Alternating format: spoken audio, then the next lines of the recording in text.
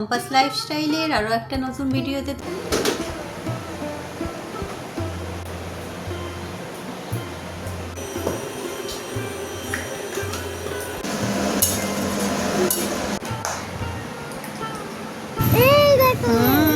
বাকি রোগাড়ে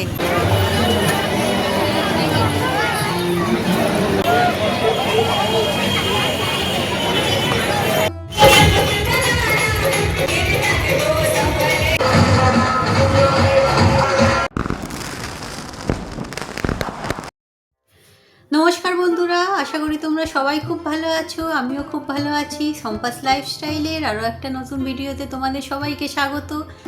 আজ হলো বুধবার আর আজকে হলো গণেশ চতুর্থী, তোমরা নিশ্চয়ই জানো। তো আজকে সকাল থেকে কোনো ভিডিও করতে পারিনি, কারণ বাবির শরীরটা না কাল থেকে খুব একটা ভালো নেই।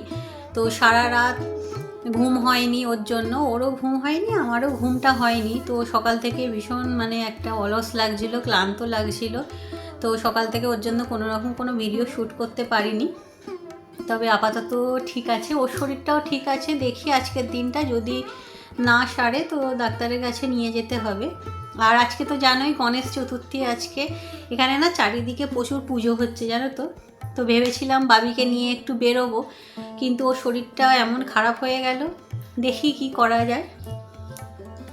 তো সকাল থেকে যেহেতু আমার শরীরটা ভালো লাগছিল না, ওর জন্য কাজও খুব একটা কিছু করা হয়নি। তো চলো সন্ধ্যা থেকে আরম্ভ করতেই হবে, কারণ ফেলে লাগলে সেগুলো পড়েই থাকবে। করতে তো আমাকেই হবে, অতএব পরে কাজ বাড়বে, তার থেকে যতটা তাড়াতাড়ি সম্ভব করে নেওয়ার চেষ্টা করি। বাবিকে আজকে দুপুরে উপরের ঘরেই শুইয়েছিলাম, তাই বিছানাটা প্রথমেই ঠিক করে গুছিয়ে নিচ্ছি। আসলে সকাল হোক বা সন্ধ্যাবেলা সংসারের কাজগুলো প্রায় একই থাকে। বাবির একটু অ্যাসিডিটি হয়ে গিয়েছিল কাল, তাই সারা রাত দুবার বমি করেছে, আর পেটে ব্যথার জন্য ঘুমোতেও পারেনি সারা রাত। তাই স্বভাবতই আমারও ঘুমটা হয়নি। আসলে জানো তো, সারাটা দিন পরিশ্রমের পর রাতে গিয়ে একটু বিশ্রামের জন্য সময় পাই। আর রাতের এই 5-6 ঘন্টা ঘুমই আমার সারা দিনের কাজের এনার্জি যোগায়। সত্যি কথা বলতে কি জানো তো, আমি না ঘুমোতে খুব ভালোবাসি। সংসারের দায় দায়িত্বের চাপে ঘুমানোর সময় হয়তো পাই না, তবে কেউ যদি সুযোগ দেয় তাহলে সারা দিনই হয়তো ঘুমিয়ে কাটিয়ে দিতে পারবো।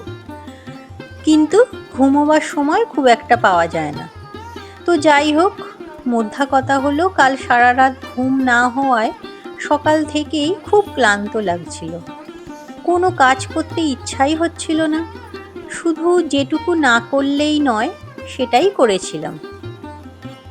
তবে এখন একটু ঠিক লাগছে, বলতে পারো একটু জোর করেই এনার্জি নিয়ে এলাম কাজে।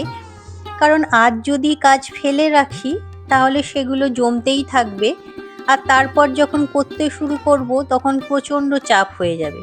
কারণ কাজগুলো ফেলে রাখা মানে নিজেরই বোঝা বাড়ানো, করতে তো সেই আমাকেই হবে। যদি আজকে ফেলে রাখি তো কাল গিয়েও করতেই হবে। তো তাই আর ফালতু অলসতা না দেখিয়েই কাজগুলো করতে আরম্ভ করলাম। তো সকালবেলা যেন আজকে অলসতা দেখিয়েই জল ভরিনি, তো ওর জন্য সমস্ত জলের বোতল দেখলাম ফাঁকা হয়ে গেছে। যদিও বালতিতে 1 বালতি জল আমি ভরেই রাখি, যদি কোনো সময় জল না আসে তার জন্য। তো এখন বালতি থেকে আর ভরলাম না, বোতলগুলোই বসে আগে ভরে নিলাম ভালো করে। তো এতক্ষণ পর্যন্ত তোমরা যেখান থেকে আমার এই ভিডিওটা দেখছো, তোমাদের সবার কাছে আমার একান্ত অনুরোধ, তোমরা প্লিজ পুরো ভিডিওটা একটু দেখার চেষ্টা করো। আর যদি ভিডিওর কোনো অংশ তোমাদের একটুও ভালো লেগে থাকে তাহলে অবশ্যই একটা লাইক করে দিয়ে তোমাদের বন্ধু বান্ধব আত্মীয় স্বজনের মধ্যে একটু শেয়ার করে নিও। তুমি যদি আজ আমার চ্যানেলে নতুন হও তাহলে অবশ্যই বলবো চ্যানেলটা সাবস্ক্রাইব করে নিয়ে আমার এই ছোট্ট পরিবারের সদস্য হয়ে যেও। তো বাসনগুলো তো দুপুরে মাজি না এমনিতেই, তো প্রথমেই আগে বাসনগুলো মেজে নিচ্ছিলাম। তবে আজকে রাত্রে রান্না বলতে রুটির সঙ্গে বানাবো হচ্ছে একটু ঘুগনি।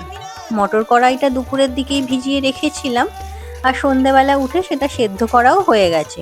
বাবাকেও চা করে দেয়া হয়ে গেছে, বাবিরও খাবার হয়ে গেছে। তো এখন প্রথমে বাসনগুলো মেজে নিই, তারপরে রান্নাটা বসাবো। তো এখানে দেখো এই যে কড়া চাপিয়ে দিয়েছি, রান্নাও বসিয়ে দিয়েছি। কড়াইতে তেল দিয়ে জিরে আর তেজপাতা ফোড়ন দিয়ে একটু আলু কেটেছিলাম, সেগুলো ভেজে নিয়েছি। তারপরে এই যে পেঁয়াজ, আদা, রসুন আর কাঁচা লঙ্কা বাটা দিয়ে তার মধ্যে হলুদ গুঁড়ো, কাশ্মীরি লঙ্কার গুঁড়ো দিয়ে ভালো করে আগে মশলাটা কষিয়ে নিচ্ছি। আর মটর কড়াইটা তো বললামই আগেই সেদ্ধ করে রেখেছিলাম। তো মশলাটা একটু কষানো হয়ে যাক, তারপরে দিয়ে দেব। তো এই যে মশলাটা কষানো হয়ে গেছে, কড়াইগুলোও দিয়ে দিয়েছি। আর এই যে এখন দেখো রেডি হয়ে নিচ্ছি আমি। তো শেষমেশ ঠিক করা হলো বাবিকে নিয়ে একটু বেরোবো। আসলে কি হয়, আগের বছর পর্যন্ত ও এইসবগুলো খুব একটা বুঝতো না। এই যে ঠাকুর দেখতে যাওয়া বা প্যান্ডেলে ঘুরতে যাওয়া, এগুলো খুব একটা বুঝতে পারতো না। কিন্তু এখন তো একটু বড় হয়েছে, তো সকালে বলা থেকেই দেখলাম খুব আনন্দ পেয়েছে। তো এখনও দেখো এই যে বলেছি যে আমরা যাব, তো ওর জন্য লাফালাফি করছে। ওকে আমি বলছিলাম তোর তো শরীর খারাপ, তুই কি করে যাবি? তো সঙ্গে সঙ্গে দেখি বলছে না, আমি গণেশ ঠাকুর দেখতে যাব, আমার শরীর ঠিক হয়ে গেছে। তো ওর জন্যই তোমাদের দাদাভাইকে বললাম তো চলো, যখন এত বায়নাই করছে। তবে বাবান জানো তো পড়তে গেছে, ওর সন্ধেবেলা আজকে পড়া থাকে। তো ওর জন্যই বললাম যে শুধু শুধু পড়াটা কামাই করতে হবে না, আমারও তো ঘরেতে কিছু কাজ আছে, ততক্ষণ তোর পড়াটাও হয়ে যাবে। তারপরে না হয় আমরা গিয়ে একবারে ওকে ওখান থেকে নিয়ে তারপরে ঠাকুর দেখতে বেরোবো। তো ওর জন্যই রেডি হয়ে নিচ্ছি। এই যে বাবিকেও জামা পরিয়ে দিয়েছি। আর ওর খালি মজাটা দেখো, খুব আনন্দ পেয়েছে যে যেহেতু এখন বেরোবে। তো এই যে আমরা সব রেডি হয়ে গেছি। তো চলো এবার বেরোনো যাক।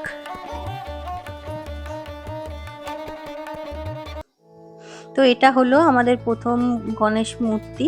তো এখান থেকেই শুরু করলাম আজকে ঠাকুর দেখা। এবছর না প্রচুর গণেশ পুজো হয়েছে জানো চারিদিকে। যদিও এবছরই হয়েছে নাকি আগেও হতো সেটা আমার খুব একটা জানা নেই, কারণ গণেশ পুজোতে আমি এবছর প্রথমই বেরোলাম। আগে খুব একটা হতো না, তবে গত কয়েক বছরের খবর বলতে পারবো না।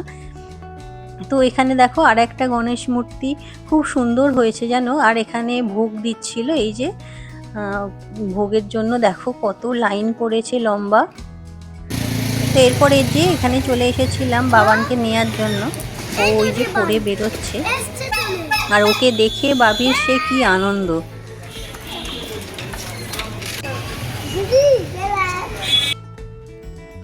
তো তারপর এই যে আমরা বেরিয়ে পড়েছি চারজনে মিলেই এবার ঠাকুর দেখার জন্য। চারিদিক রাস্তাঘাট এত সুন্দর করে সাজিয়েছে। আর এই দেখো আমাদের শহরের গরু, এই জায়গাটাতেই একমাত্র গরুগুলো দেখা যায় জানো, কারণ আশেপাশে বেশ কয়েকটা খাটাল আছে, তো গরুগুলো রাস্তাতেই ঘুরতে থাকে। তো বাবিকে সেটাই দেখাচ্ছিলাম, ও তো খুব একটা দেখতে পায় না।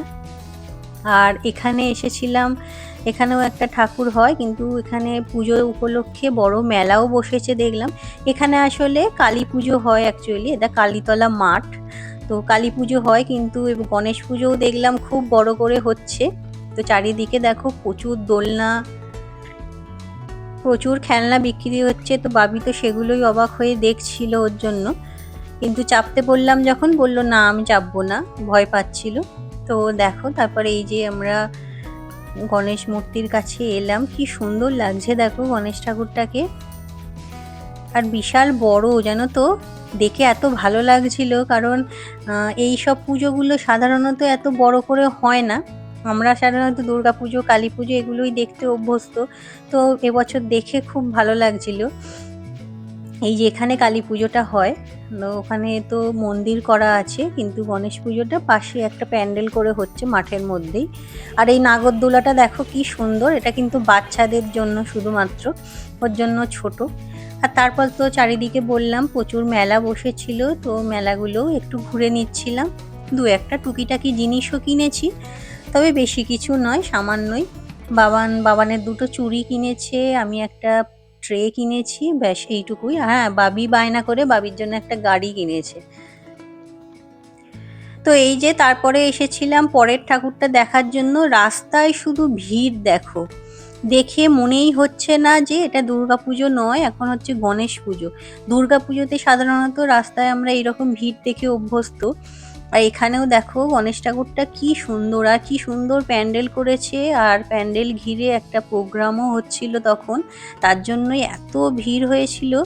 আর চারিপাশ এত সুন্দর সাজিয়েছে, কি যে ভালো লাগছিল আমি বলে বোঝাতে পারবো না। পুরো মনে হচ্ছিল যেন দুর্গাপুজো চলছে।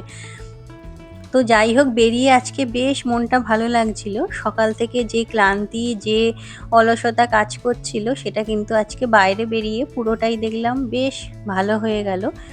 তো মনটা বেশ খুশি হয়ে গেল। তো তারপর আমরা আরও বেশ কয়েকটা ঠাকুর দেখেছিলাম পরপর, ছোট বড় মিশিয়ে। আর এখানে চলে এসেছিলাম শেষে। এখানে দেখলাম বাচ্চারা বেশ সুন্দর নাচছে। তো ওদেরই আসলে বেশি মজা, যে কোনো অনুষ্ঠান উৎসব হোক বাচ্চাদেরই আনন্দের শেষ থাকে না। তো ওদের নাচটা বেশ সুন্দর লাগছিল, তাই একটু ভিডিও করেছিলাম। তবে ওরা একটা খুব ভালো হিন্দি গানে নাচছিল জানো তো, কিন্তু গানটা তো দেয়া যাবে না, কপিরাইট আসবে তাহলে, তাই গানটা দিলাম না। তবে গানটা শুনতে পারলে নাচটা আরও ভালো লাগতো দেখতে। তো কি আর করা যাবে, তোমরা দেখতে থাকো এইভাবেই।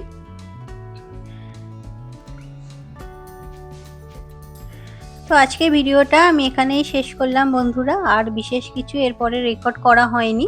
তো আশা করি ভিডিওটা তোমাদের ভালো লেগেছে। আবার দেখা হবে পরের ভিডিওতে। সবাই ভালো থেকো, সুস্থ থেকো, খুব খুব আনন্দে থেকো। টাটা।